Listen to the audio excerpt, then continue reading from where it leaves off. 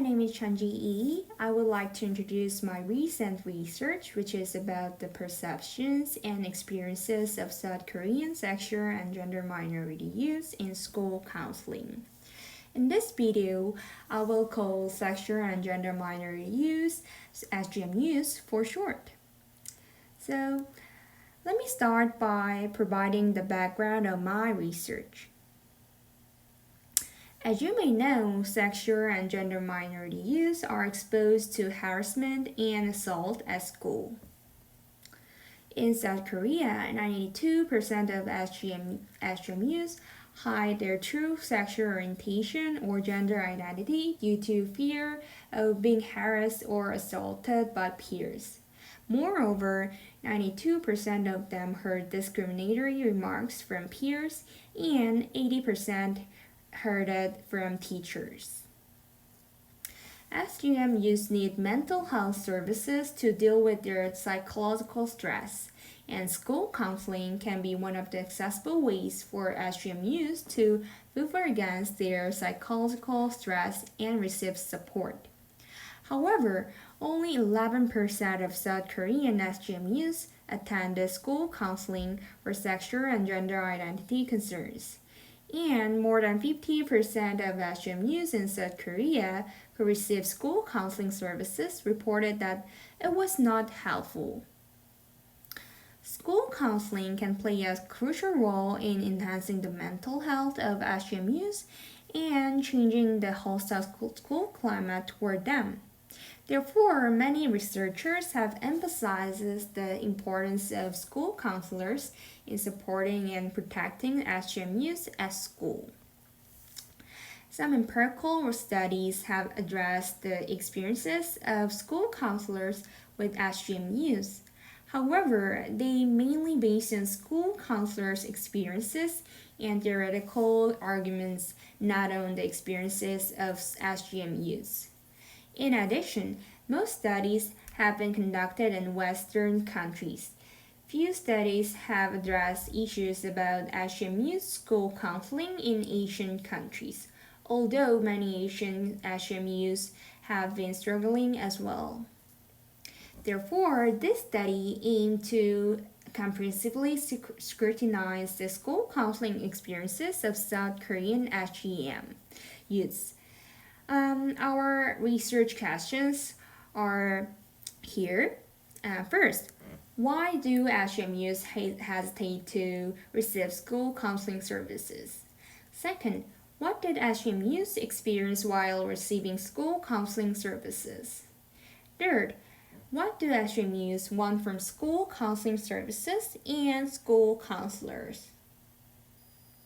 To address our research question, we investigated the school climate toward SGM youth as well as the whole process of school counseling services.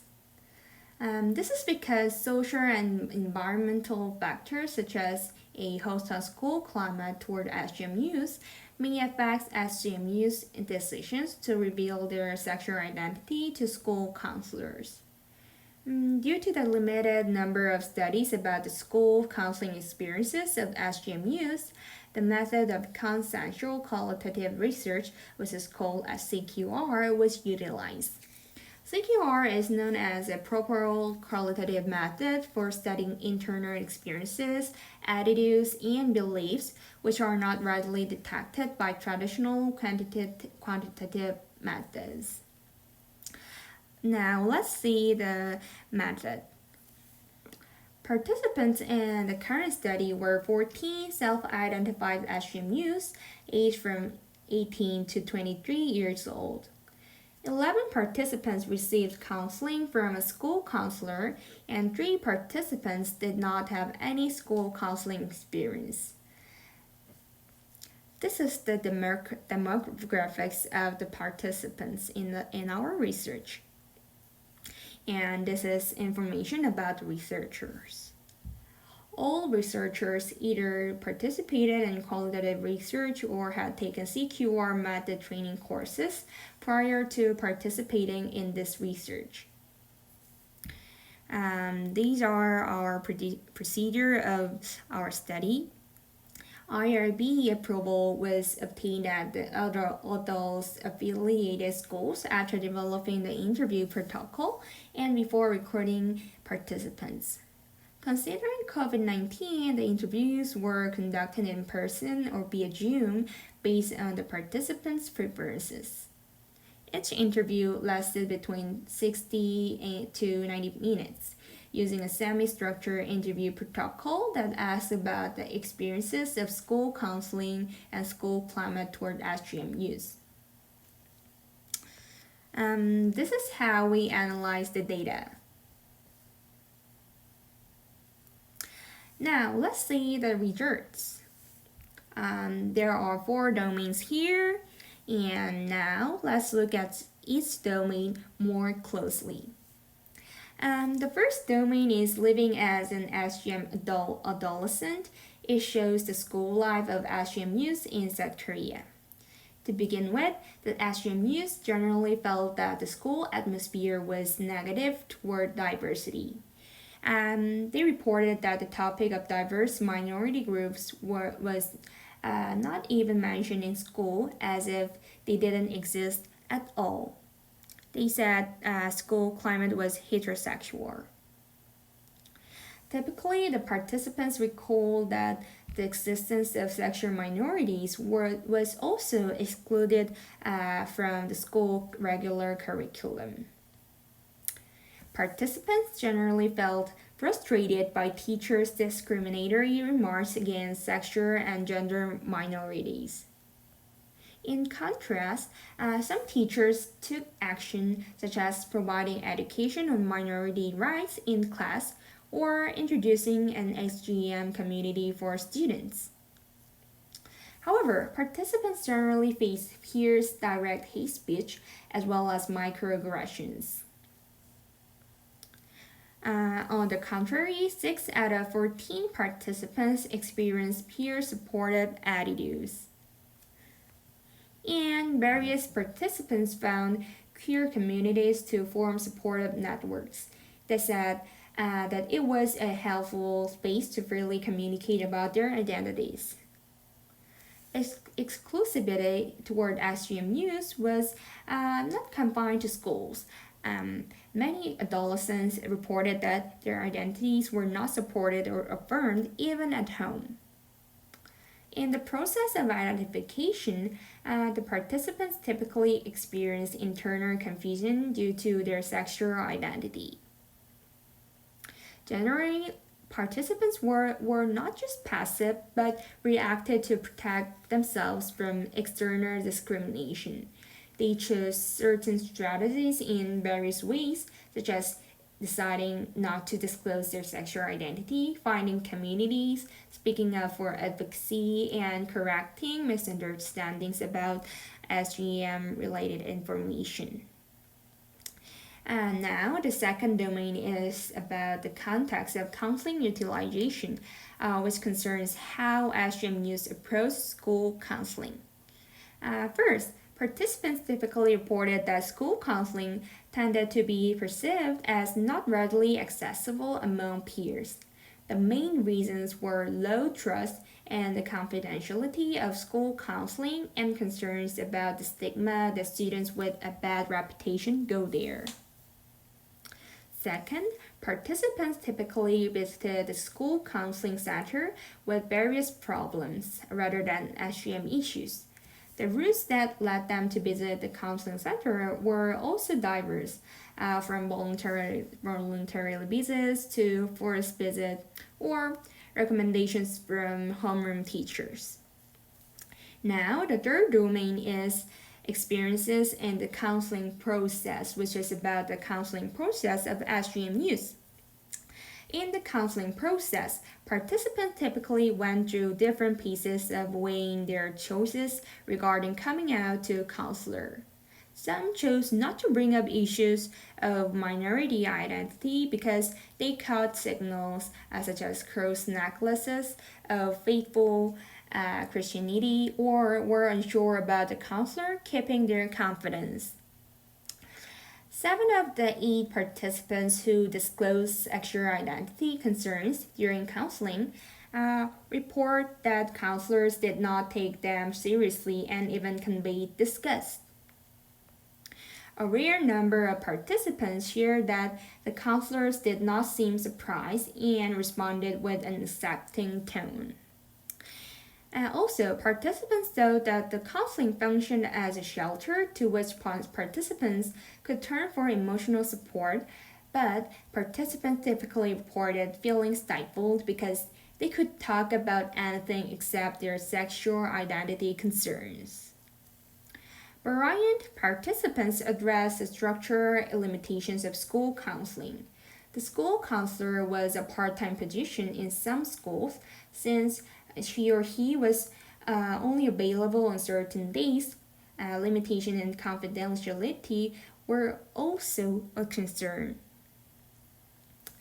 Finally, participants typically sought other counseling services such as psychiatry clinics, private counseling clinics that were openly queer friendly, and other youth counseling services provided by the government. The fourth domain is suggestions for school counseling, which is about suggestions for school counseling. First, participants typically address the need for an overall HGM-friendly school climate by clarifying that acknowledging our existence would be the place to start. Explicit signs such as stickers, rainbow flags, and Pride Month notice were suggested, as well as inclusive school facilities such as unisex toilets. Second, participants called for a change in negative perceptions toward people who receive counseling so that the SGM client does not have to worry about how other people will see them. The counseling center should be a place where anyone can go, no matter what concerns they have. Third, other participants typically refer to teacher support and affirmative actions, stressing the strong influence they have on students. Next, participant wants school counselors to have professional confidence with knowledge of sexual identity with a willingness to advocate. Finally, a typical number of participants have specific comments on human rights education. They maintain that sexual minority rights education should not only include concrete information but also teach how to treat SGM youth. Now, let me talk about some noteworthy findings and implications of this research. First, various factors and mechanisms influence whether or not SGM youth receive school counseling. Heterosis normative school climates toward SGM related contents were distinct factors affecting SGM youth in receiving school counseling services. The overall hostile climate may have intensified the confusion of SGM youth since they have to face a heterosis normative world that denies their identity. Because self-disclosure of stigmatized is influenced by social climate, hostile environments may have hindered SGM youth from coming out to others such as school counselors. Given that only 8% out of 14 brought up sexual identity related concerns to school counselors, and most participants received school counseling services for a short period, except for 2 participants. SGM youth may have felt that school counseling is not a safe place to come out. Furthermore, we found that a negative perception of school counseling services was one of the reasons why SGM youth hesitated to receive school counseling services. SGM youth did not want to receive school counseling mainly due to concerns about confidentiality and prejudice of school counseling. Since coming out to others is challenging for SGM youth, maintaining confidentiality may be crucial for SGM youths. Like non-SGM youth, SGM youth want to address various personal problems. In addition to SGM youth related issues, they had a variety of issues they wanted to address through school counseling services. Since their concerns are intertwined, school counselors need to understand the complexity of their concerns and how SGM related issues can influence other issues.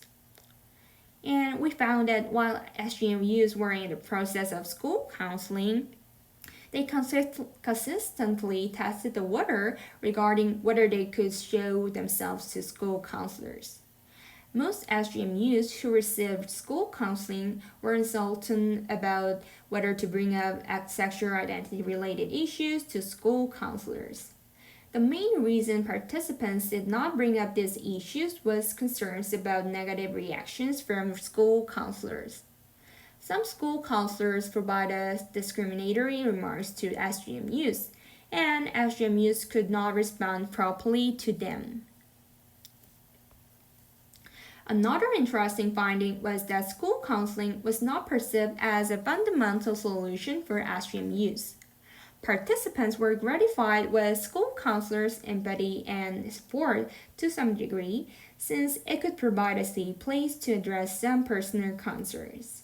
However, SGM-related issues were overlooked by school counselors. These findings imply that school counselors should make an effort to improve their school counseling competence by understanding the SGM-related issues of SGM youth. Some SGM youth sought out-of-school counseling services in addition to school counseling. This means that SGM youth tried to seek help from mental health professionals and did not shy away from professional help. This finding aligns with Vogel and Wade's study that a lack of social support leads people to seek more professional help to manage their psychological stress. This finding implies that SGM youth may have felt some limitation with school counseling, so they may have had no choice but to seek out-of-school counseling. Finally, SGM youth suggested two ways for school counseling to be improved. One is for school counseling and school counselors, and the other is for school climate. So, this study explored the school counseling experiences of SGM youth in South Korea and the school climate that they felt. Our findings suggest a necessity to change school counseling services and school climate to encourage more SGM youth approach and receive school counseling services. It would be helpful for school counselors and the Korean government to make an SGM-friendly counseling environment. These are specific ways to improve school counseling for SGM youth.